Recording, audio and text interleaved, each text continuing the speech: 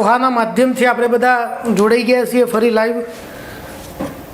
સારું એવું સેશન આપણું ચાલી રહ્યું છે બૌદ્ધ ધર્મનું ઇતિહાસમાં. હવે આપણે જે ભણ્યા અત્યારે આ સમયગાળો ક્યાંક પેલો છૂટી ગયો તો ભણવું અને ભણાવવું.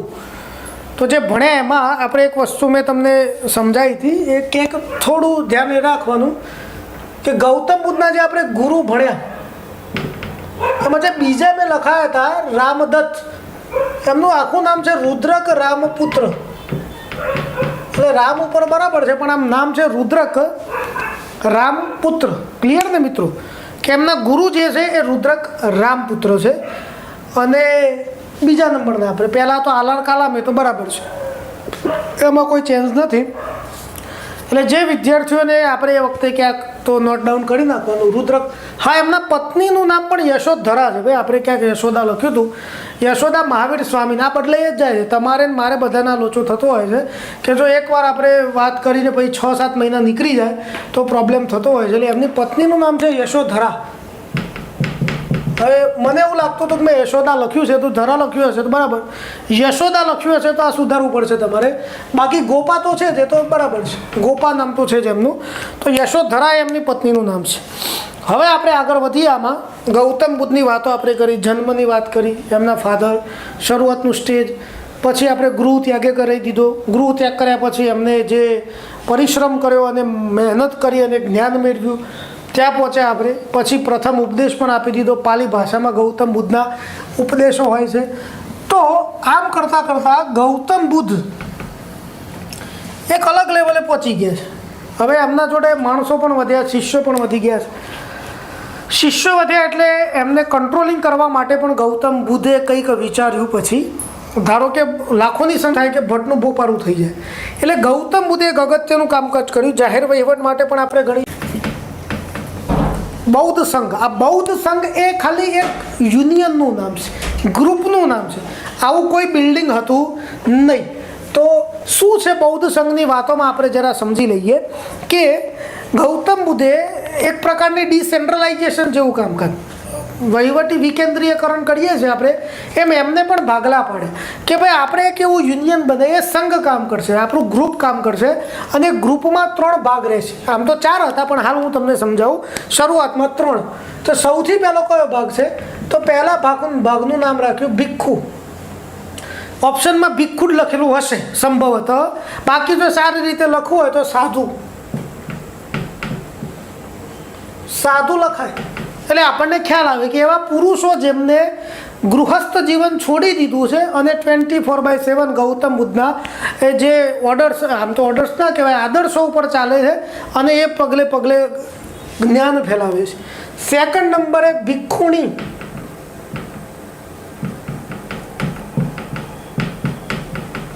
સાધ્વી એટલે એવી મહિલાઓ જેમને ઘર સંસાર છોડી દીધો છે.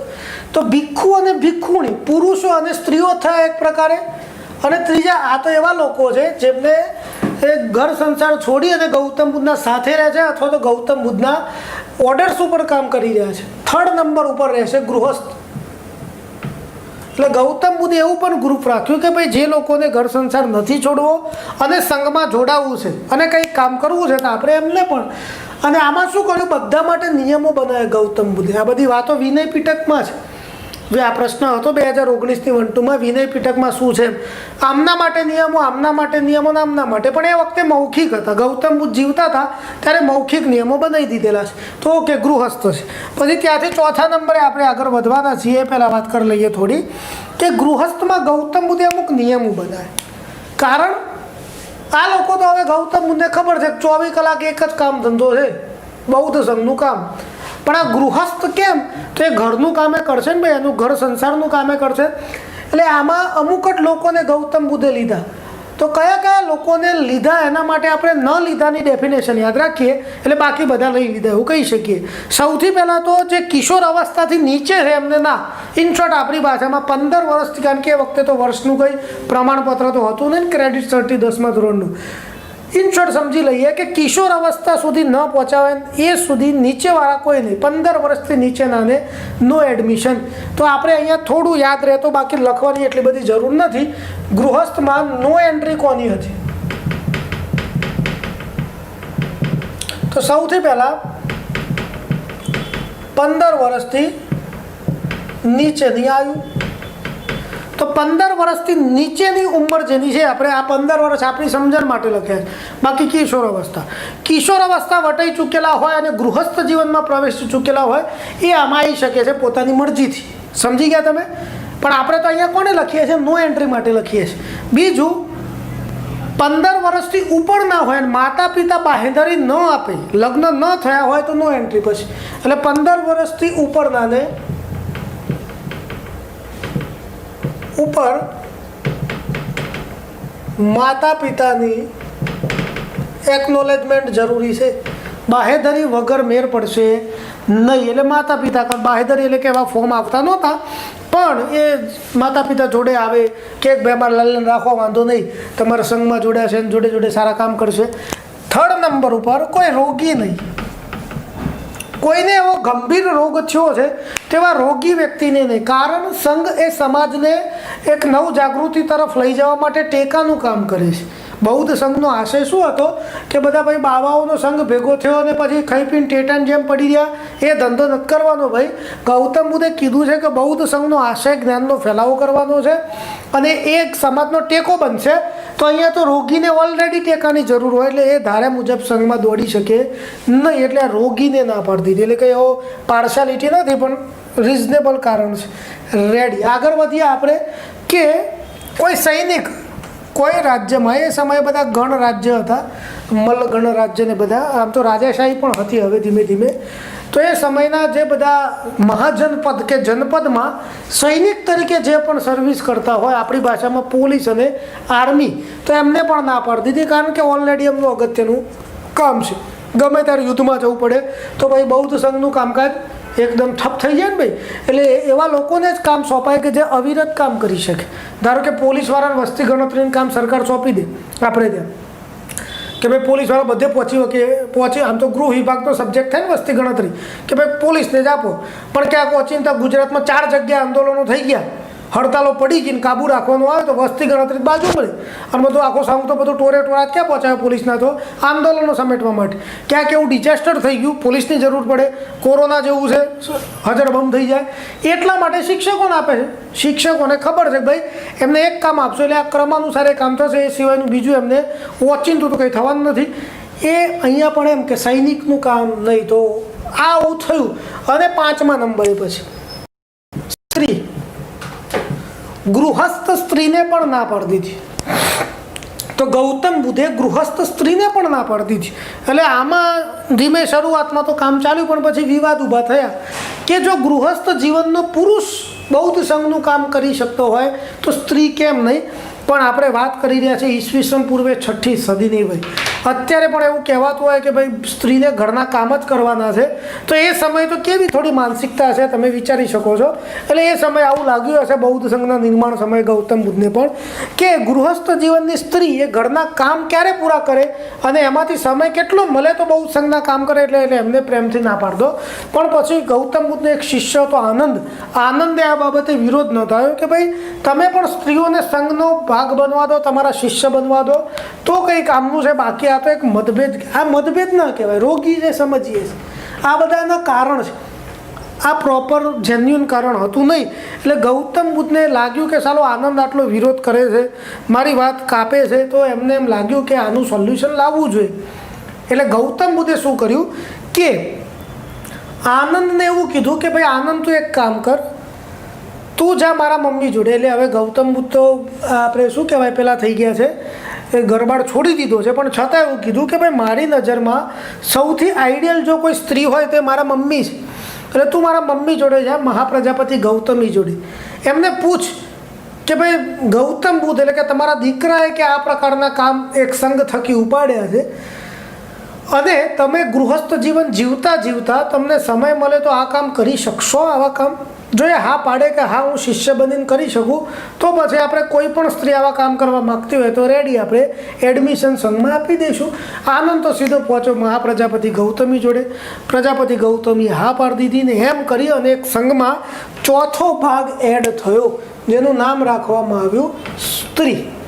મોસ્ટ એન્ડ મોસ્ટ ઇમ્પોર્ટન્ટ હવે આમાંથી પ્રશ્ન કે બૌદ્ધ સંઘમાં કેટલા ભાગ હતા? તો 4.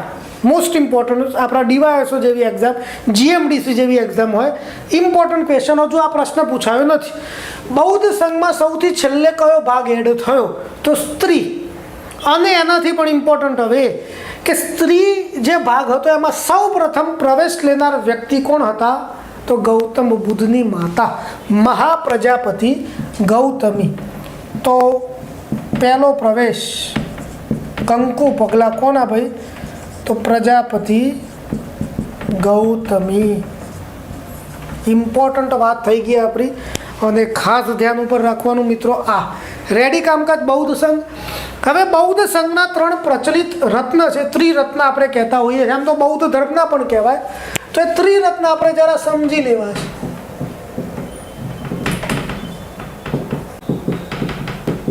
શરણમ, આ સંસ્કૃતમાં છે, પાલીમાં નથી. તો બુદ્ધમ શરણમ ગચ્છામિ. રેડી કામકાજ કે એવું છે કે લાઈફમાં જો વ્યક્તિને કંઈ લોચો લાગે તો ભગવાનનું શરણું લઈ લો, બુદ્ધના શરણે જાઓ, સોલ્યુશન આવશે. ભગવાનના શરણે ગયા પછી ન મેળ પડે તો ધર્મના શરણે, ધર્મ તમને જે બતાવું છું એ મુજબ તમે આગળ ચાલો. તો ધમ્મમ શરણમ ગચ્છામિ. અને ત્યાં ન મેળ પડે તો સંઘમાં જોડાઈ જાઓ, સંઘની નીતિથી તમે વાકેફ થશો એટલે કામ થઈ જશે. સંઘમ શરણમ ગચ્છામિ. આજથી 2600 વર્ષ પહેલાં એક ગ્રુપ યુનિયનની તાકાત શું છે બતાવે છે. ભગવાન કરતાં ધર્મને ઊંચો માન્યો અને ધર્મ કરતાં કોને ઊંચું માન્યા છે? સંઘને ઊંચું બતાવ્યું છે કે જે સંઘ કરી શકે, એક યુનિયન કરી શકે સાહેબ, એ ધર્મ ન કરી શકે. આમ તો ધર્મ એટલે સંઘ બને જ, પણ આ તો વ્યક્તિગત ધર્મ હોય ને ભાઈ, બધાના અમુકના વ્યક્તિગત ધર્મો હોય સાહેબ. તો મારી અલગ ફિલોસોફી છે, હું નાસ્તિક ટાઈપ માણસ છું, આ કશામ નથી માનતો, પણ મારો એકલો છું એટલે ધર્મ કંઈ ડિસ્ક્રાઇબ ના થઈ શકે, એની કોઈ વ્યાખ્યા ના હોય. બાકી અલગ ચાલતો હોય તો લોચો થઈ જાય ને. પણ સંઘમાં, સંઘ એટલે ભેગા હોય તો જ, એકલો ચાલે તે સંઘથી બહાર જ થઈ જાય. એટલે અહીંયા સંઘની તાકાતને વધુ મહત્ત્વ એ સમય આપ્યું છે પૂર્વે 6ઠી સદીમાં. આની અસર બરાબર અત્યારે પણ સારી જ વાત છે, પણ અત્યારે શું પેલા સ્વતંત્રતાના નિયમો, મૌલિક અધિકારના લીધે વ્યક્તિ ક્યાંક એકલો પણ પડે પોતાના વિચારોથી. બાકી એ સમયે શું આ ગણરાજ્યોનો સિદ્ધાંત હતો કે ભેગા થઈને જ બધું, એમ સમૂહમાં જે કામ થાય એના જેવી મજા નથી. તો આ 3 શરણ છે. 3 શરણમાં ચોથું શરણ ગમે તે કોઈ નાખી દે કે નીચેનામાંથી બૌદ્ધ શરણ, પછી ગમે તે પીટકમ કે આવું કંઈક લખી નાખે, તો આવું કંઈક ખોટો એક ઓપ્શન લખે તો આ 3 યાદ રહે, એટલે બાકી ગમે લખે ને સાહેબ આપણી બેડી પાર થઈ જાય. તો ટૂંકમાં આવું એક કામકાજ થયું. અને બૌદ્ધ ધર્મ સક્સેસ જવા પાછળ સંઘને કારણભૂત માનવામાં આવે છે કે એમના સંઘ એવું પ્રોપર, જો કે ગૌતમ બુદ્ધે સંઘ માટે ભવિષ્ય ભાગ્યું હતું. આનંદને કીધું હતું કે આનંદ જ્યાં સુધી સ્ત્રીઓ એ આમાં સંઘમાં ભાગ નહોતો લીધો ત્યાં સુધી આનું આયુષ્ય 1000 વર્ષનું હતું. પણ હવે સ્ત્રીઓનો આમાં પણ ઉકેલ આવ્યો છે. એટલે મને એવું લાગે છે કે બૌદ્ધ સંઘ 500 વર્ષ સુધી ચાલશે. પછી એવું કહેવાય છે કે 500-600 વર્ષ થયા હતા. આમ તો 1લી સદીમાં સમ્રાટ કનિષ્કના સમયમાં બૌદ્ધ સંઘ તૂટી ગયો અને 2 ભાગમાં વિભાજિત થઈ ગયો, મહાયાન અને હીનયાન. સંઘ વિખેરાઈ ગયો, પછી સંઘ જેવું કશું રહ્યું નહીં. પણ કનિષ્ક હતો ત્યાં સુધી, અને સંઘ ટકી શક્યો એના પાછળ એક જવાબદાર રાજા છે સમ્રાટ અશોક. સ્વાભાવિક છે, આપણે બધાને નામ ખબર છે. તો આવું કામકાજ થયું. ગૌતમ બુદ્ધે ટનાટણ કામ કરી અને પ્રોપર બધું મેનેજમેન્ટ કરી અને ધર્મ ચલાવી લીધો. અને પછી એમને હવે આપણે વિદાય આપી દઈએ, મારી નાખવા છે આપણે ગૌતમ બુદ્ધને હવે કોઈ પણ રીતે. તો ગૌતમ બુદ્ધના અવસાન તરફ આપણે જઈ રહ્યા છે. એટલે એમના બાયોડેટામાં આ એક છેલ્લી વિગત આપણે જોઈ લઈએ. ગૌતમ બુદ્ધનું અવસાન ઈસવીસન પૂર્વે 483, 486. કેમ? જો 563 જન્મનું વર્ષ લઈએ આપણે, જો 483 મૃત્યુનું વર્ષ લેવાનું. 566 જો જન્મનું વર્ષ લઈએ તો 486. તો આ જીસીઆરટી મુજબ આ છે. બાકી નોર્મલી બધે આ જ ચાલે છે. પણ આપણે બે ધ્યાન ઉપર રાખવી પડશે. ઓપ્શનમાં બંને હોય તો આપણે 11મા ધોરણમાં આ લખેલી છે એટલે એના ઉપર આપણે આગળ વધવાનું. એ વખતે ગૌતમ બુદ્ધની ઉંમર 80 વર્ષની ઉંમર હતી. 80 વર્ષે અવસાન પામ્યા છે. આમ તો વાંધો આવે નહીં, પેન્શન પાત્ર નોકરી થઈ ગઈ એમની. તો અવસાન આ ઘટનાના ઇતિહાસમાં મહાપરિનિર્વાણ કહેવાય છે. ઘટના નંબર 4 ઘટનાઓ આપણે જોઈ લીધી. સૌથી પહેલાં આપણે જોયું ગૌતમ બુદ્ધનો ગૃહ ત્યાગ, પછી જોયું એમની જ્ઞાનની પ્રાપ્તિ, પછી એમનો ઉપદેશ અને પછી એમનું અવસાન. પેલું 2017માં 2 વાર પ્રશ્ન પૂછાયો, પણ ગઈ 2019 વાળી જે 1 હતી એમાં તો આઈ થિંક આ ક્વેશ્ચન કેન્સલ ગયો હતો, કારણ કે એમને પ્રશ્ન પૂછવામાં ક્યાંક લોચો માર્યો તો ઓપ્શન આપવામાં. તો આ 4 ઘટનાઓને ખાસ ધ્યાનમાં રાખો. બની શકે કે જોડકા જોડો કરી અને 4 ઘટનાઓ પણ સામે આવી શકે છે. તો આટલું ધ્યાન રાખો. હવે કઈ જગ્યાએ એમનું અવસાન થયું? તો અવસાનનું સ્થળ છે કુશીનગર. એ કુશીનગર એ મલ્લગણ રાજ્યનો ભાગ હતો.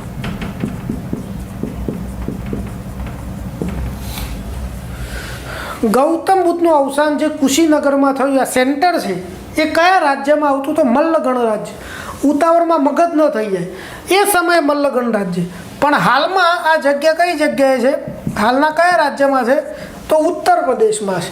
ગૌતમ બુદ્ધનું જન્મ અને મૃત્યુ બિહારમાં આવતું નથી, કુશીનગર ઉત્તર પ્રદેશમાં આવશે. એ સમયે મલ્લગણ રાજ્યનો ભાગ હતું. ઓકે, કેમનું અવસાન? તો બીમાર પડ્યા હતા ગૌતમ બુદ્ધ. એવું કહેવાય છે કે બાકીના સંપ્રદાયો જે બધા ઠેકાણા વગરના થઈ ગયા ને, ગૌતમ બુદ્ધનું તો વાવાઝોડું બધું આવ્યું જોરદાર, બધા બૌદ્ધ ધર્મમાં જોડાવા લાગ્યા. તો એવું કહેવાય છે કે બાકીના જે સંપ્રદાયોવાળા હતા એમાંથી કોઈકે એ ષડયંત્ર કર્યું અને એક પુરુષને મોકલ્યું, ગૌતમ બુદ્ધનો શિષ્ય બનાવ્યો, ડુપ્લિકેટ. એ પુરુષનું નામ હતું ચંદ નામનો પુરુષ. અને એ પુરુષે ગૌતમ બુદ્ધને એવું કીધું કે ગુરુજી, હું તમારો શિષ્ય. અને શિષ્ય બન્યો, થોડો સમય રહ્યો હશે, પછી પ્રસાદ આપ્યો કે મારા તરફથી તમને પ્રસાદ. તો ગૌતમ બુદ્ધે એમ કે શિષ્યનો પ્રસાદ છે એમ કરીને ખાઈ ગયા. પણ એ બધું અપવિત્ર ભોજન હતું. ગૌતમ બુદ્ધનું શરીર એટલું જોરદાર પવિત્ર હતું અને 80 વર્ષની ઉંમરે પાછી કારણભૂત છે કે આ બધું અપવિત્ર ભોજન સહન કરી શક્યા નહીં, બીમાર પડી ગયા, ડાયરિયા થઈ ગયા, અતિસાર, ઝાડા ઉલટી કહી શકીએ આપણે. અને એમાં ગૌતમ બુદ્ધ 4 દિવસ સુધી બીમાર રહ્યા, અન્ન જળ ન ગ્રહણ કરી શક્યા અને પછી એમનું અવસાન થઈ ગયું છે. તો ગૌતમ બુદ્ધને છેલ્લું ભોજન કોણે આપ્યું? 2 વ્યક્તિ યાદ રાખો. ગૌતમ બુદ્ધને જ્ઞાનની પ્રાપ્તિ થઈ તો સુજાતા નામની સ્ત્રી આમાં ખીર લઈને આવે છે, એટલે ખીર પવિત્ર ભોજન, પેલું સાત્વિક આહાર બતાવ્યો છે.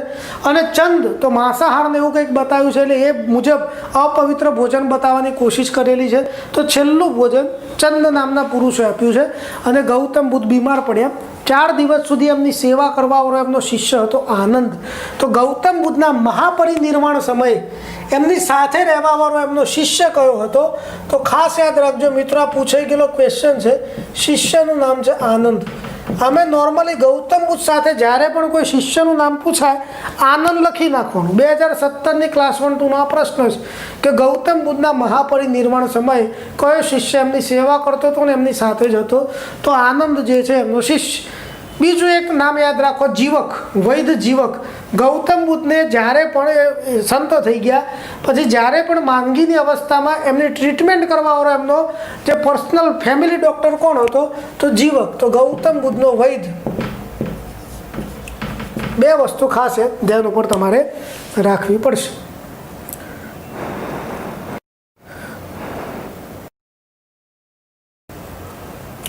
થોડી ચાય પે ચર્ચા જેવું છે મિત્રો. અત્યારે ચા પીતા જઈએ આપણે. તમે પણ શાંતિથી બેઠા હશો, તમે જ્યાં બેઠા હોય ત્યાં શાંતિથી ચા પી શકો છો, ભણી શકો છો, બાજુમાં કંઈ નાસ્તોય રાખી શકો છો. કેવી મજાની વાતો સાહેબ. ઓનલાઈન શિક્ષણ જલસા બંધ, શાંતિથી ટાંટિયા લાંબા કરીને બેઠા હોય, મોબાઈલ હાથમાં લીધો હોય, લખાય તો લખવાનું, નહીં તો ફરી જોવાનું. કેવી મજાની વાતો. તો જલસા બંધ વાત છે સાહેબ. એટલે આ થોડી એક મજા આવે એવી વાતો તો છે જ. થોડી સાઈડમાં વાત કરીએ એટલે ક્યાંક કોઈકને સંધ્યા ટારે ઊંઘવું ન ભયા સંધ્યા ટારે, એનાથી રોગ શરીરમાં દાખલ થાય.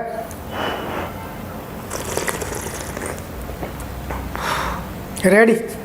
ચા પીતા પીતા તો લોકો વડાપ્રધાન સુધી પહોંચી ગયા ભાઈ. આપણે તો કમસે કમ સરકારી નોકરી તો ચા પીતા પીતા લઈ શકીએ ને.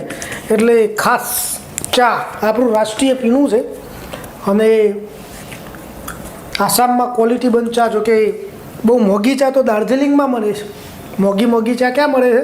દાર્જિલિંગની ચા. દાર્જિલિંગ બંગાળામાં આવે પાછું. રેડી. તો ગૌતમ બુદ્ધનું અવસાન, એમનો શિષ્ય આનંદ અને એમનો જે વૈદ્ય ડૉક્ટર આપણે બોલી શકીએ, ડૉક્ટર હતો કોણ? તો જીવક એમનો ડૉક્ટર છે. ખાસ ધ્યાન ઉપર રાખવાનું. તો ગૌતમ બુદ્ધનો બાયોડેટા આપણે તૈયાર કરી નાખ્યો. જે મિત્રો જીએમડીસીની તૈયારી કરી રહ્યા છે એ લોકોને ખાસ કે બાયોડેટા ભૂલવાનું નહીં, આ ખાસ ધ્યાન રાખો. હવે આપણે જઈ રહ્યા છીએ બૌદ્ધ ધર્મના ડિસ્કશન તરફ. બૌદ્ધ ધર્મ શું કહે છે તો એ ખાસ ધ્યાન રાખશું. આપણે જીપીએસસીની એક્ઝામો જે ડિટેલમાં આપણે વાંચવાનું થાય એમાં મેન્સમાં પણ કામમાં લાગે. આ બધું ભેગું કરો ને ભાઈ, વચ્ચે બધા વાક્ય જોડી દો, આવે છે જાય છે કરી નાખો તો મેન્સનું કામ થઈ ગયું ભાઈ.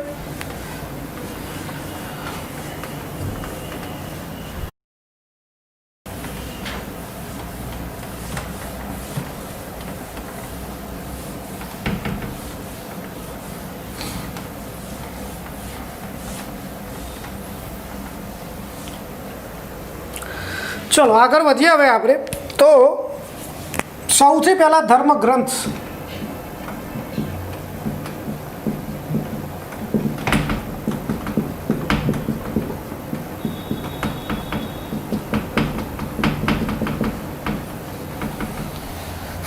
Tripitaka most and most important. કોઈ બી એક્ઝામમાં કમ્પલસરી તૈયાર રાખવાનો ત્રિપિટક. આમ તો તમને આવડે જ છે. તો એમનો ધર્મ ગ્રંથ છે ત્રિપિટક. સામાન્ય જ્ઞાન, તલાટી, કોન્સ્ટેબલમાં બધે પૂછાયું છે અને વર્ષોથી પૂછાય છે. ત્રિપિટક એ કોનો ધર્મ ગ્રંથ છે? આમાં 3 પિટક છે. ત્રિપિટકમાં શું આવશે? 3 પિટક આવશે. સૌથી પહેલો પિટક છે વિનય પિટક. આ જૂનો પણ કહેવાય, આપણે ક્રમમાં જ લખીએ છીએ. સૌથી જૂનો એટલે વિનય પિટક. વિનય પિટકમાં શું છે? તો ગૌતમ બુદ્ધે સાધુ સંતો માટે આચરવાના જે નીતિ નિયમો બનાવ્યા હતા એ નીતિ નિયમોનો સંગ્રહ, રૂલ્સ એન્ડ રેગ્યુલેશન કઈ જગ્યાએ છે? સાધુઓએ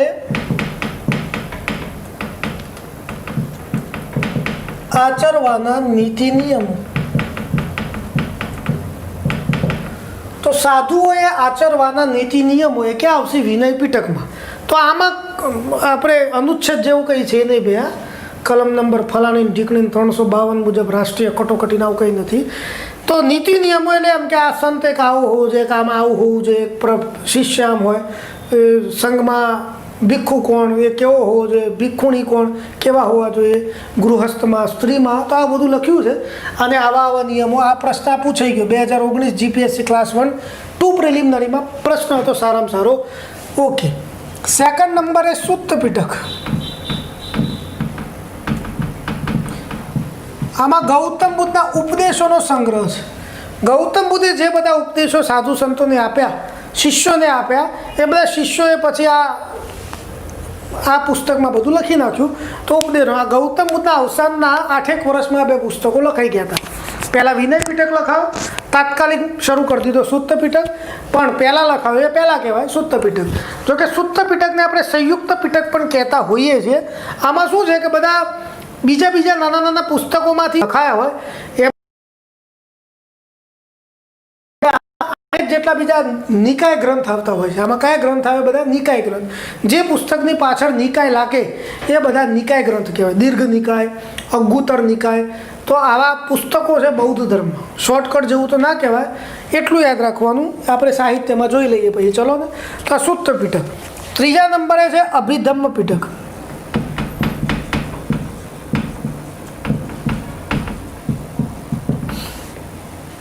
આમાં વર્ષો પછી લખાયો અભિધમ્મ પિટક, તો સમ્રાટ અશોકના સમયમાં. એટલે અભિધમ્મ પિટક છે ને એમાં સાધુ સંતોના ખુદના વિચારો છે. ગૌતમ બુદ્ધે આપ્યા વિચારો, એમાં સાધુ સંતોએ મોડિફાઈડ કર્યા હોય 300-350 વર્ષ. એટલે આમાં કંઈ લખી ના શકીએ, ચાલે આપણે, પણ આમાં સાધુ સંતોના વિચારો છે એવું લખી શકીએ. બાકી આમાં ગૌતમ બુદ્ધની સીધી અસર દેખાય. નિયમો એમને બનાવ્યા હતા, લખાયા છે, એમના ઉપદેશો છે, લખાયા છે. તો આવા 3 પિટક છે. ચોથો કોઈ બી પિટક તમને લખી શકે. ત્રિપિટકમાં કેટલા ગ્રંથ છે? 3 ગ્રંથ છે. આવા પ્રશ્ન પણ બધા આવતા. તો આટલું છે ધર્મગ્રંથ. ઓકે. હવે 4 સિદ્ધાંતોની વાત આપણે કરી લઈએ. બૌદ્ધ ધર્મમાં 4 સિદ્ધાંત છે.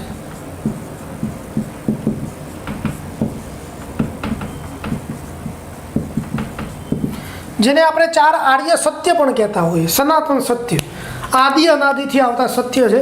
તો એ 4 આર્ય સત્ય પણ આપણે ધ્યાન ઉપર રાખીએ. તો સૌથી પહેલું છે દુઃખ. સંસાર દુઃખમય છે,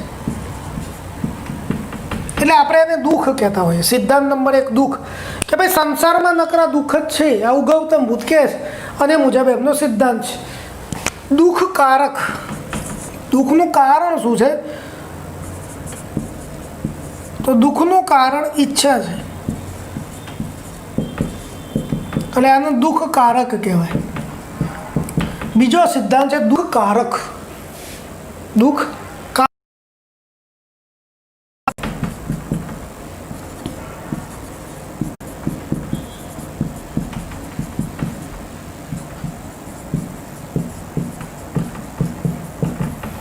દુઃખ દૂર કરો. ટેન્શનમાં આવી જાય છે, બેઠો તો ત્યારે કઈ છે, અત્યારે તો સાધનામાં બેઠો એવું લાગે છે એમ કે મમ્મી હવે મને બિલકુલ, હું હવે જ્ઞાનની એક અલગ લેવલે પહોંચી ગયો છું, પરાકાષ્ઠાએ પહોંચ્યો છું.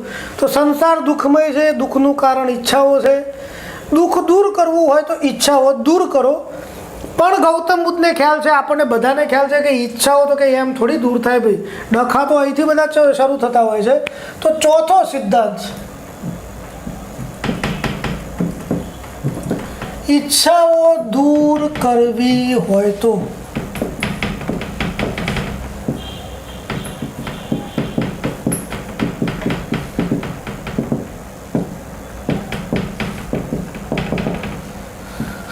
અષ્ટાંગ માર્ગ અપનાવો. ઈચ્છાઓ દૂર કરવી હોય તો અષ્ટાંગ માર્ગ. તો આ એક માર્ગ છે પાછો, અષ્ટાંગ, 8 અંગવાળો માર્ગ. તો એ અપનાવવાની વાત કરે છે ગૌતમ બુદ્ધ. એટલે આ પ્રશ્ન 2016 જીપીએસસી ક્લાસ 1-2 મેન્સ લેવાઈ હતી, એમાં એમસીક્યુ ફોર્મેટ હતું ત્યારે પૂછાયો હતો કે અષ્ટાંગ માર્ગ કયા ધર્મ સાથે જોડાયેલો છે? તો બૌદ્ધ ધર્મમાં આવે અષ્ટાંગ. આને શું કહેવાય? સત્યના 8 માર્ગ પણ કહેવાય છે. સત્યના 8 માર્ગ, એ પણ આપણે નામ યાદ રાખીએ છીએ. જીપીએસસી ક્યાંક ગતકડું કરે તો પૂછી નાખે એમ. તો અષ્ટાંગ માર્ગ એ શું છે આપણે એ સમજી લઈએ જરા. તો સત્યના 8 માર્ગ છે. બાકી 8 માર્ગનું પાલન કરીએ તો રીતસરનો બિલકુલ ગૌતમ બુદ્ધ જેવી હાલત થઈ જાય આપણી. તો સિદ્ધાંતો કેટલા છે? 4 છે. આર્ય સત્ય કેટલા છે? 4 છે. એમાં 8 ના લખવા જોઈએ. પણ એવું પૂછાય ગૌતમ બુદ્ધે ઈચ્છાઓ દૂર કરવા કેટલા સિદ્ધાંતો આપ્યા? તો 8. ઈચ્છાઓ દૂર કરવી હોય તો અષ્ટાંગ માર્ગ, 8 માર્ગ, 8 સિદ્ધાંત કહી શકીએ આપણે. પણ એ પર્ટિક્યુલર ઈચ્છાઓ માટે છે. બૌદ્ધ ધર્મમાં 8 સિદ્ધાંતો છે અને બૌદ્ધ ધર્મ મુખ્ય 4 સિદ્ધાંતો સાથે જોડાયેલું છે. તો શું છે અષ્ટાંગ માર્ગ એ જરા સમજી લઈએ આપણે. આને મધ્યમ માર્ગ પણ કહેવાય છે. ગૌતમ બુદ્ધને જ્ઞાનની પ્રાપ્તિ જે થયેલી એ જ્ઞાનની પ્રાપ્તિ એટલે મધ્યમ માર્ગ, વચલો રસ્તો, ન વધારે ન ઓછું, મિડલ કામ, ન અતિ ન બિલકુલ નિમ્ન ઓછું, એ ઓલ એન્ડ એવરેજની વાતો બધી હોય. તો સૌથી પહેલાં છે 8માં સમ્યક દ્રષ્ટિ. સમ્યકનો મતલબ થશે સાચું અને સારું. સમ્યકનો મતલબ શું થાય એવું યાદ રાખો, સાચું અને સારું. દ્રષ્ટિ તો તમને ખ્યાલ આવી ગયું. તો સાચું અને સારી દ્રષ્ટિ હોવી જોઈએ, જોવાની એક પદ્ધતિ. રેડી.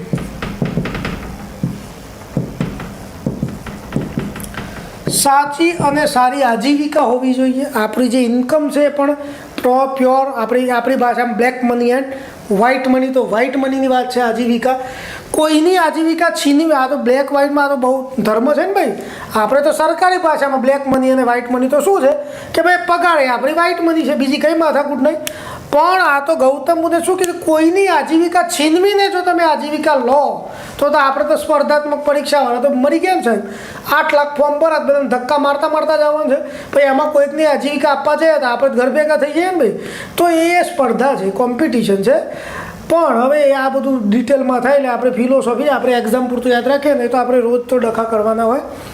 કોમ્પિટિશન એટલી ટાઈટ છે અત્યારે, બેરોજગારીનું પ્રમાણ છે. કોકની દુકાન જોરદાર ચાલતી હોય બાજુમાં આપણે એવી જ દુકાન કરીએ, બીજું શું જાય, આપણને પૈસો મળે એમ. તો આ દ્રષ્ટિ. સમ્યક સમાધિ. ધ્યાન, હા, સમાધિ એટલે આમ તો સમાધિ સૌથી છેલ્લે આવે, પણ આમાં તમારું નામ યાદ રાખવાનું, પહેલું છેલ્લું યાદ રાખવાની જરૂર નથી. સમ્યક કર્મ, સમ્યક વ્યાયામ, પછી આવે છે સંકલ્પ.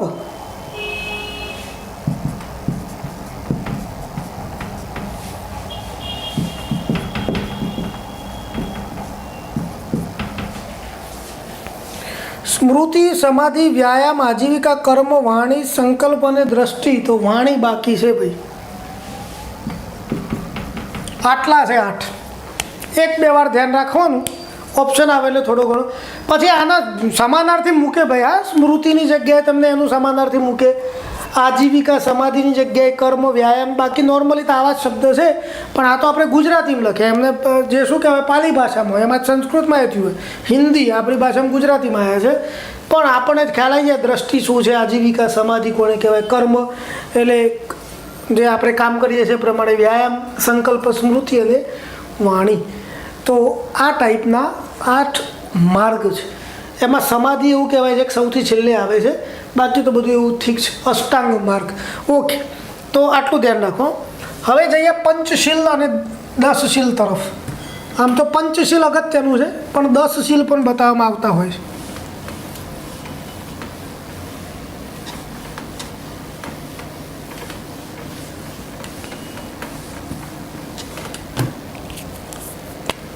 તો બૌદ્ધ ધર્મમાં આવે છે પંચશીલ. પંચશીલના કરાર એવું ના કહેતા, પાછા એ તો હિન્દી ચીની ભાઈ ભાઈ થઈ જશે. તો પંચશીલમાં શું છે, તો સૌથી આમાં પણ 5 અગત્યના સિદ્ધાંત છે. સત્ય, અહિંસા,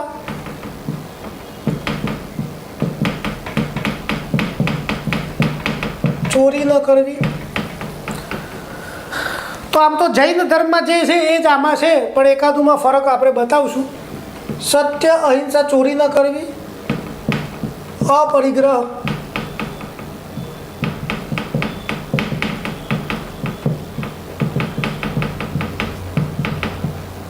સંગ્રહખોરી ન કરવી, અથવા તો વણ જોઈતું સંગ્રહ ન કરવું.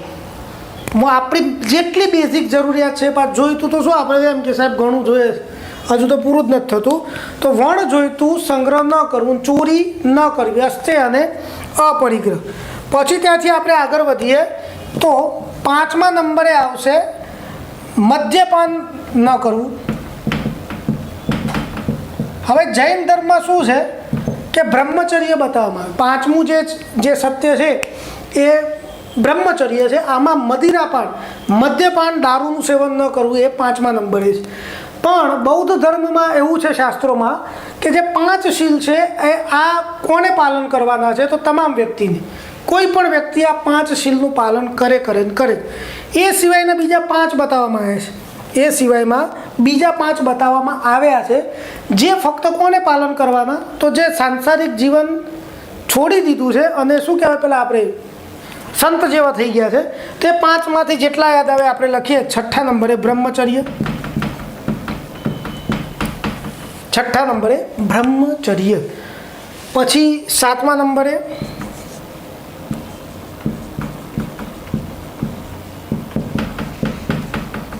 અસમયનું ભોજન. હવે આ ડિફિકલ્ટ થાય ને ભાઈ, કોનો સમય કેવો હશે, પણ એ બધું લખેલું હશે પાછું કયા સમય. ધારો કે જૈન ધર્મમાં લખ્યું છે ને કે સૂર્યાસ્ત પછીનું ભોજન એ તમને વિનાશ નોતરે છે, એ થઈ શકે ને. તો સૂર્યાસ્ત થાય પહેલાં જ સાંજનું ભોજન જમી લે છે. તો એ રીતે અસમયનું ભોજન. 8મા નંબરે વ્યભિચાર, ખરાબ ટેવો, વ્યભિચાર આપણે આમાં બધી આવે છે. પછી 9મા નંબરે આભૂષણોનો ત્યાગ, બરાબર છે ભાઈ. અને 9મા નંબરે આરામદાયક બિસ્તરનો ત્યાગ. સાહેબ પાથરણું, દલ્લપના ગાટલામાં ઊંઘવાનું નહીં, જમીન સપાટી ઉપર જ ઊંઘવાનું.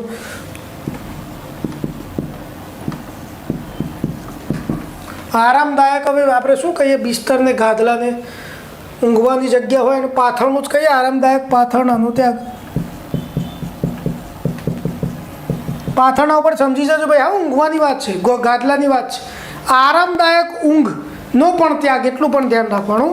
ઊંઘ સારી હોવી જોઈએ, કે આપણે એવું નથી કે એક આંખ ખુલ્લીને એક આંખ, પણ આરામદાયક બિસ્તરોનો ત્યાગ કરવાનો છે. તો એમાંથી આ 6, 7, 8, 9 ને 10 આ કોણે પારવાના છે? તો આ જે લોકોએ સંસાર છોડી દીધો છે, સાધુ સંતોએ પારવાના છે. 5 બધાએ પારવાના છે, એટલે સાધુ સંતોએ 10 પારવાના. એટલે અમને પંચશીલ અને 10 શીલ પણ આપણે બોલી શકીએ. પંચશીલ અને 10 શીલ આવું આપણે બોલવાનું, આટલું ખાસ ધ્યાન ઉપર રાખવાનું.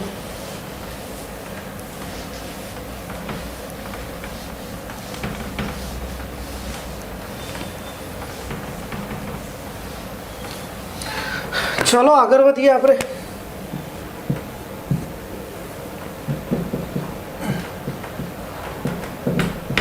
બૌદ્ધ ધર્મ સાથે જોડાયેલા હવે સ્તૂપ.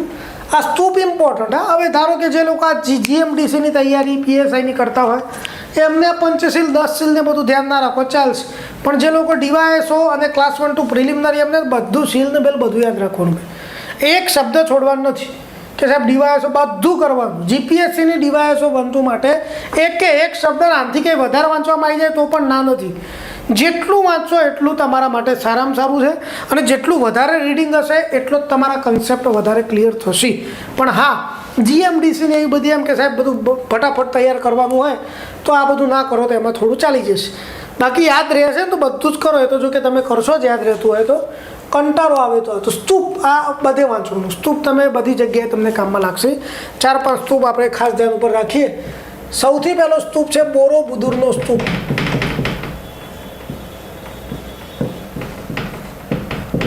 ઇન્ડોનેશિયામાં છે.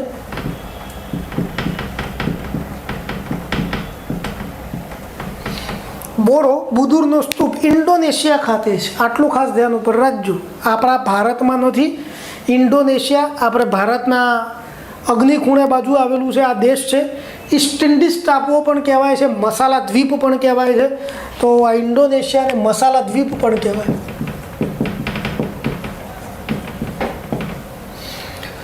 બોરોબુદુરનો સ્તૂપ છે ને એક પ્રકારે અજાયબ છે. આમને એવું કહેવાય છે વિશ્વની અજાયબીઓમાં પણ ભૂતકાળમાંનું નામ આવી ચૂકેલું છે. એક નાની ટેકરી હતી અને કોતરીને બનાવેલો છે. એટલે આમ નાની એટલે આપણા માટે તો મોટી જ થશે. બોરોબુદુરનો સ્તૂપ કોને બનાવ્યો? તો શૈલેન્દ્ર વંશના રાજા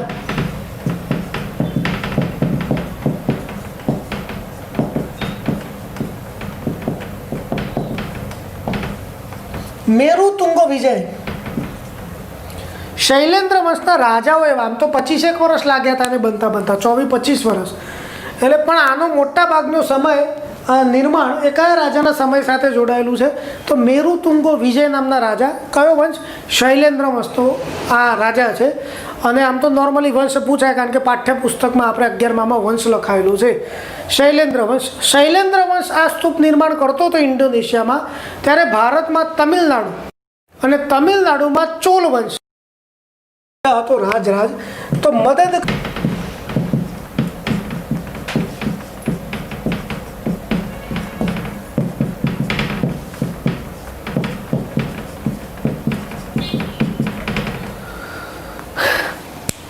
તો ચોલ વંશનો જે રાજા હતો, રાજરાજ પહેલો, તમિલનાડુનો આ વંશ છે. એટલે તમિલનાડુ આપણે એ રાજરાજ પહેલાએ આ મિત્રો હતા એવું કહેવાય છે. રાજરાજ પહેલો અને મેરુતુંગો વિજય. જો કે રાજરાજ પહેલાના દીકરા રાજેન્દ્ર પહેલાએ આને હરાયો, આની પેઢીને ઠેકાણે પાડી દીધી. એ પછીને તો રાજા સાહેબ બધું ચાલ્યા કરતું હોય. રાજરાજ પહેલો એ ચોલ વંશનો સૌથી મહાન શાસક છે, ગજબનો શાસક હતો. એને રાજેશ્વર, જેને આપણે બૃહદ્રેશ્વર મંદિર કહેતા હોઈએ છીએ, એ બહુ પ્રખ્યાત મંદિર એમને તાંજોરમાં બંધાયેલું છે. તમિલનાડુ ભારતનું આ સૌથી ઊંચું મંદિર છે. પડછાયો પાછો જમીન ઉપર પડતો નથી. 200 ફૂટ જેટલું ઊંચું એનું શિખર સાથે એની ઊંચાઈ આ મંદિર બૃહદેશ્વર રાજેશ્વર મંદિર છે. આ રાજરાજ પહેલાં બંધાયેલું છે. તો બોરોબુદુરનો સ્તૂપ. સેકન્ડ નંબર ઉપર આપણે ધ્યાન રાખીએ.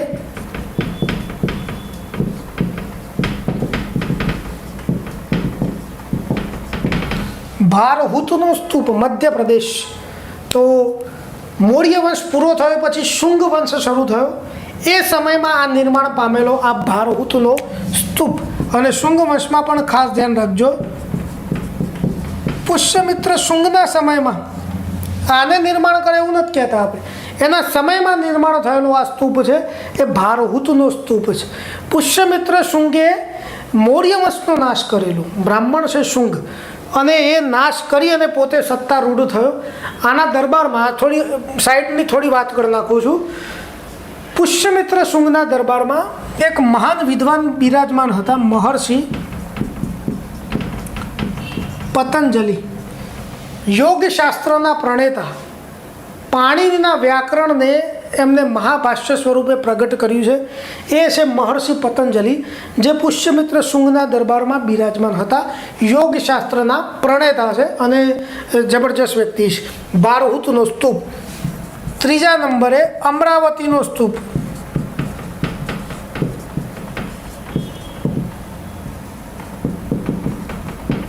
આંધ્રપ્રદેશ, અમરાવતીનો સ્તૂપ આંધ્રપ્રદેશમાં છે.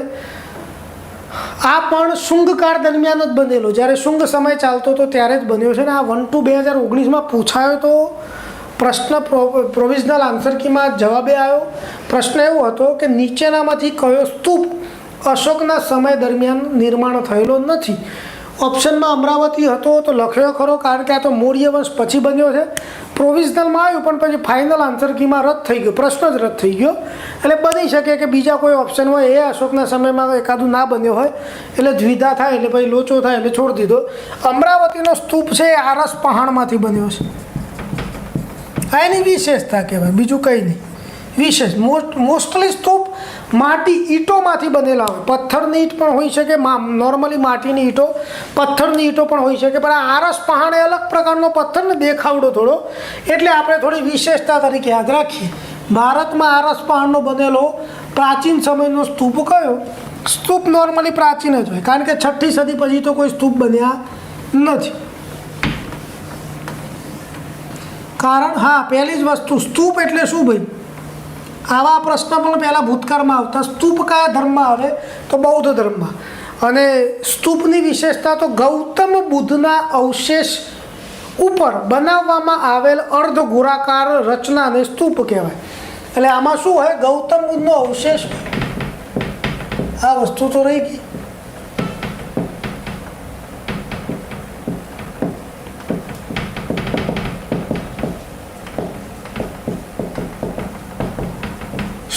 કેવા હોય તો અર્ધ ગોળાકાર હોય. થોડા પછી એની સાઈઝમાં આગળ ઈંડાકાર થઈ જાય તો વાંધો નહીં, આપણે કે મારી નથી નાખવાના. પણ પછી ચોરસ, લંબચોરસ, મસ્જિદ આકાર, મંદિર આકાર ના હોય, એક અલગ આકાર હોય કોઈ પણ ધર્મસ્થળની, એની એક ઓળખાણ છે. તો અર્ધ ગોળાકારને ગૌતમ બુદ્ધનો અવશેષ હોય. અવશેષ નીચે પાત્રમાં, ડબ્બામાં કેદ હોય, નાના પાત્રમાં. પછી સોનાનું હોય, પિત્તળનું, તાંબાનું. આપણે ત્યાં દેવની મોરી જે સ્તૂપ છે, આપણે એ જોઈએ હવે. ચોથા નંબરનો દેવની મોરી નામનો સ્તૂપ. શામળાજીથી બિલકુલ નજીક જ છે, 1-2 કિલોમીટર. એટલે તાલુકો આવશે ભિલોડા, જિલ્લો અરવલ્લી. તો અરવલ્લી જિલ્લો આવતા શું થાય કે આ ગૌણ સેવામાં એ કામમાં લાગે. તો દેવની મોરી નામ નજીક છે. અને ગુજરાતમાં જે બૌદ્ધ સર્કિટ ગુજરાત સરકારે બનાવી હતી, નિર્માણ કરી હતી, એ બૌદ્ધ સર્કિટનું આ અગત્યનું લોકેશન પણ હતું. 13 જેટલા બૌદ્ધ સ્થળો હતા, એમાંથી એક આ પણ છે દેવની મોરી, તાલુકો ભિલોડા, જિલ્લો અરવલ્લી. તો આ દેવની મોરી સ્તૂપ છે એ મૈત્રક કાળ દરમિયાન બનેલો છે. એ દેવની મોરી સ્તૂપ છે, એના પાત્ર ઉપર રુદ્રસેન ત્રીજો કે રુદ્રસેન પહેલો, રુદ્રસેન ત્રીજાનું નામ છે ને. તો મૈત્રક કાળ દરમિયાન બનેલો આ દેવની મોરી નામનો સ્તૂપ. અને આમાં ગૌતમ બુદ્ધનો જે અવશેષ છે એ સોનાના પાત્રમાં છે. કોના પાત્રમાં? સોનાના પાત્રમાં છે. રેડી કામકાજ મિત્રો? તો આવા સ્તૂપ તમે, આમ તો એક પુરુષપુરા સ્તૂપ આવે છે, સમ્રાટ કનિષ્કે બનાવેલું. 5મા નંબરે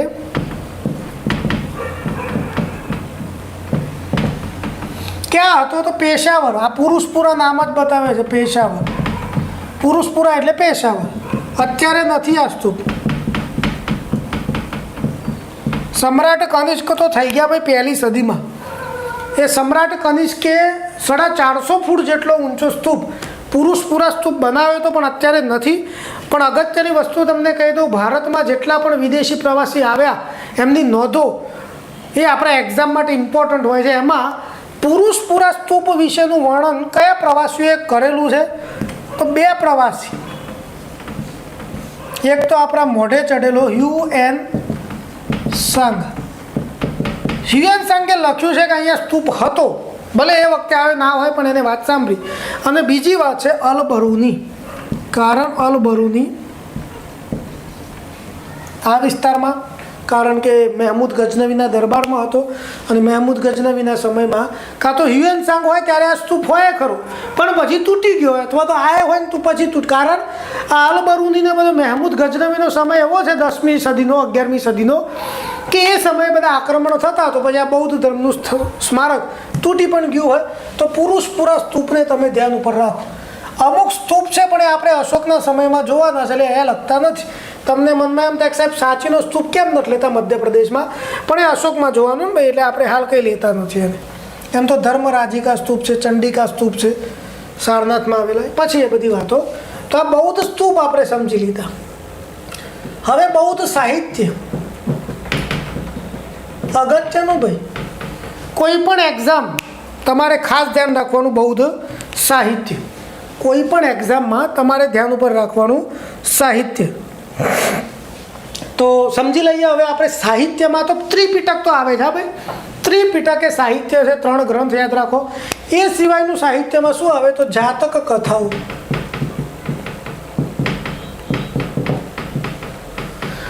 જાતક કથાઓ. તો આ કથાઓ છે. શું છે આ કથાઓનો પર્પસ? તો ગૌતમ બુદ્ધના પૂર્વ જન્મની આ કથાઓ છે. ગૌતમ બુદ્ધના પૂર્વ જન્મની આ કથાઓ એટલે કે જાતક કથાઓ. અને એમાં 555 કથાઓ છે. આ પણ ઇમ્પોર્ટન્ટ. વિધાનો ચકાસવામાં બધું મૂકી દે સાહેબ. 555 તો ફૂટે પછી ધડ કરતો સૂત્રી બોમ્બ ને બધું. તો 555 કથાઓ આમાં છે. એમાં બધી એક એમને પૂર્વ જન્મ થયા અને મેસેજ આપતા ગયા કે આ જન્મનો મારો મેસેજ. એમાં પ્રાણીઓમાં પણ એમને બતાવ્યા છે કે ગૌતમ બુદ્ધ સિંહ તરીકે જન્મ્યા ને XYZ ની બધી વાતો. તો આ જાતક કથાઓ છે પાલી ભાષામાં. બૌદ્ધ સાહિત્ય કઈ ભાષામાં હોય છે નોર્મલી? પાલી. બૌદ્ધ સાહિત્યની ભાષા કઈ? પાલી. અપવાદ હોય સંસ્કૃતમાં હોય. આજે આપણે લખવું હોય તો પાલીમાં થોડું લખાય ભાઈ. પાલી એટલે પેલું પ્યાલું નહીં, હા, પાલી ભાષા. તો આ જાતક કથાઓ. પછી છે થેર ગાથા. થેરી ગાથા. આ ઉર્મી કાવ્ય છે બંને.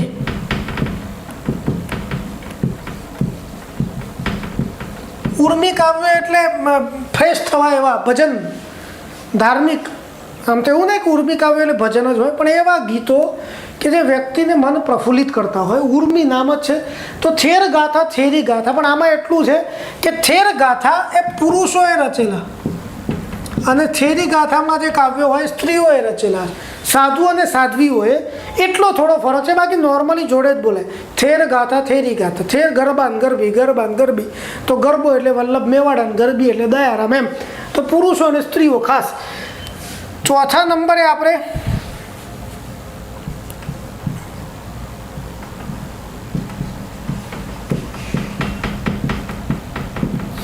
દીપવંશ અને મહાવંશ. ચોથા નંબરે દીપવંશ અને મહાવંશ. તો આ પણ પાલી ભાષામાં લખાયેલા 2 ગ્રંથ છે. જોડે લખાયા નથી. પહેલાં મહાવંશ લખાયો, પછી દીપવંશ લખાયો. કઈ જગ્યાએ લખાયો? તો સિલોન. ચીફ ઓફિસરમાં લગભગ આ પ્રશ્ન હતો. ક્લાસ 3ની લેવાઈ હતી એક્ઝામ ડિસેમ્બર 2017 કે 18, લગભગ 17માં. એ વખતે આ પ્રશ્ન પૂછાયો હતો કે મહાવંશ ગ્રંથ એ કયા દેશમાં લખાયો? તો સિલોનમાં લખાયો. અને લગભગ 19માં એવો પ્રશ્ન હતો 1-2માં કે મૌર્ય કાળની માહિતી નીચેના કયા ગ્રંથમાંથી મળે છે? એમાં 4 કેવા વિકલ્પ હતા અને જો કે બધામાંથી મળતી જ હતી. એમાં મહાવંશ પણ છે. આ મૌર્યકાળના કારણે લખાયેલા છે. પછી લખાયા, પણ મૌર્યકાળમાં આપણને ખબર છે કે અશોકે એના દીકરા અને દીકરી મહેન્દ્ર અને સંઘમિત્રાને શ્રીલંકાના પ્રવાસે મોકલેલા.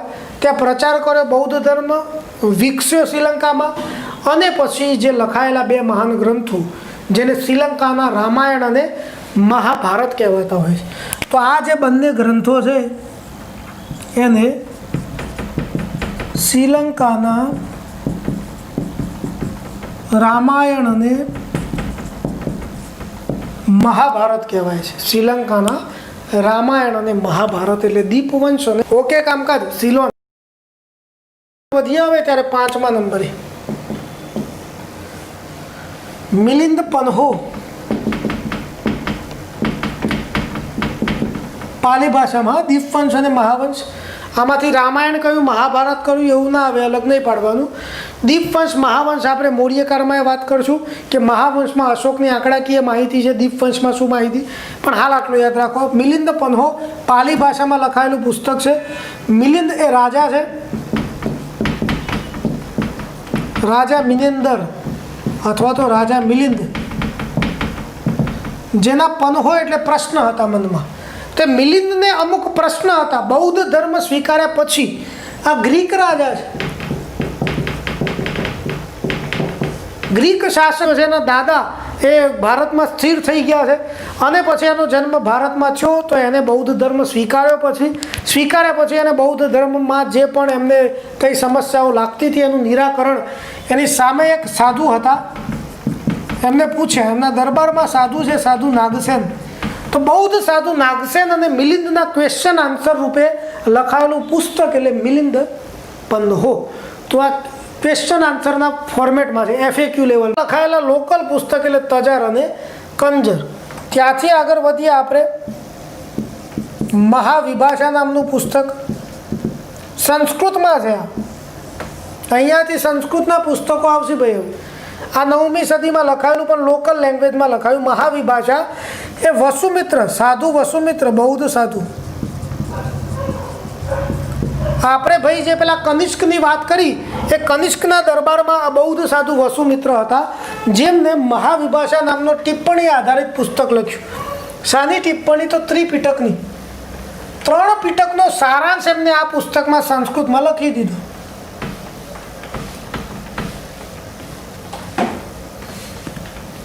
આ વસુમિત્ર એક દિગ્ગજ લેખ પણ આવશે બૌદ્ધ સભાઓમાં. ચોથો સૌથી પહેલા છે બુદ્ધ ચરિતમ, મોસ્ટ ઇમ્પોર્ટન્ટ પુસ્તક સંસ્કૃતમાં છે. આ એ સંસ્કૃતમાં બુદ્ધ ચરિતમ પુસ્તક. આને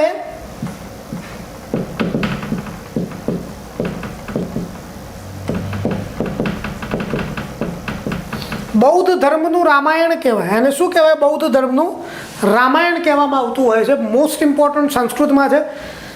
અશ્વઘોષ એ પહેલા એવા વિદ્વાન છે જેમને સંસ્કૃત સાહિત્ય બૌદ્ધ સાહિત્યને સંસ્કૃતમાં લખ્યું અને ફેમસ કર્યું.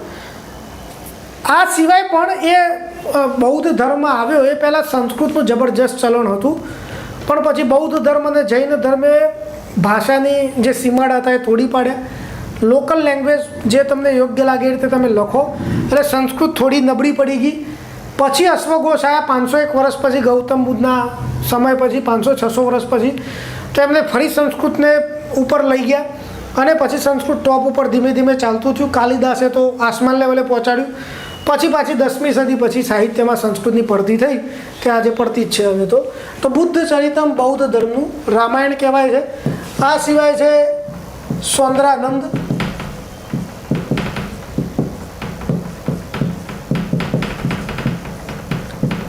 શારીપુત્ર પ્રકરણ,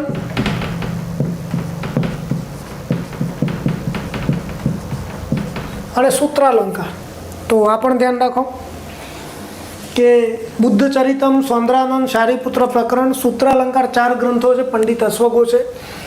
પછી હર્ષવર્ધન, સમ્રાટ હર્ષવર્ધન, એમને નાગાનંદ નામનું નાટક લખ્યું અને રત્નાવલી નામનું નાટક લખ્યું. આમ તો પ્રિયદર્શિકા પણ, હા, નાગાનંદ બૌદ્ધ ધર્મનું છે. કયું નાટક બૌદ્ધ ધર્મનું છે? તો નાગાનંદ. પેલા બંનેની તો વિષય વસ્તુ આપણને ખ્યાલ નથી, એટલે ખાસ ધ્યાન રાખજો. આમ તો પ્રિયદર્શિકા પણ લખ્યું, પણ નાગાનંદ એવું કહે છે ગૌતમ બુદ્ધ જ્યારે રાજકુમાર હતા એ સમયની આમાં વિષય વસ્તુ છે. પછી એક બીજા વ્યક્તિ હતા પંડિત નાગાર્જુન, એમને સંસ્કૃતમાં લખેલું માધ્યમિક સૂત્ર. આ નાગાર્જુન એટલે પારાની ભસ્મ કરવાવાળા નહીં, એ પછી એ તો ગુપ્તકાળમાં થઈ ગયા. આ પંડિત નાગાર્જુન માધ્યમિક સૂત્ર, એ નાગાર્જુનને ભારતના આઈન્સ્ટાઈન કહેવાય છે. આ નાગાર્જુનને શું કહેવાય છે? ભારતના આઈન્સ્ટાઈન. માધ્યમિક સૂત્ર એટલે ગૌતમ બુદ્ધનો જે ધર્મ છે આપણે ભણ્યા બૌદ્ધ ધર્મમાં, મધ્યમ માર્ગ, એ મધ્યમ માર્ગ ઉપર આધારિત બધી વાતો આમાં છે. બાકી આ નાગાર્જુનને ભારતના આઈન્સ્ટાઈન કહેવામાં આવતા હોય છે. આમ તો કનિષ્ક આપણે ભણી જ લઈશું, પણ કાં તો ક્યાંય હાથમાં ન આવે તો થોડા સમય માટે ધ્યાન ઉપર રાખજો. તો આવા 10 જણાના આપણે આ પુસ્તકો જરા સમજી લીધા. અગત્યના સાહિત્યમાં ધ્યાન ઉપર ત્રિપિટક પણ લઈ લેવાનું. તો હવે ખાલી બૌદ્ધ ધર્મમાં આપણે સભાઓ રહેશે, 4 મહાસભાઓ નેક્સ્ટ ટાઈમ આપણે રાખશું. પણ આજે તમે જે ભણ્યા એને આપણે થોડું ધ્યાન ઉપર લઈ લઈએ. તો આપણે શું ભણ્યા? તો ગૌતમ બુદ્ધનો બૌદ્ધ સંઘ ભણ્યા. 4 ભાગ છે. સ્ત્રી ભાગમાં પ્રજાપતિ ગૌતમી આવશે.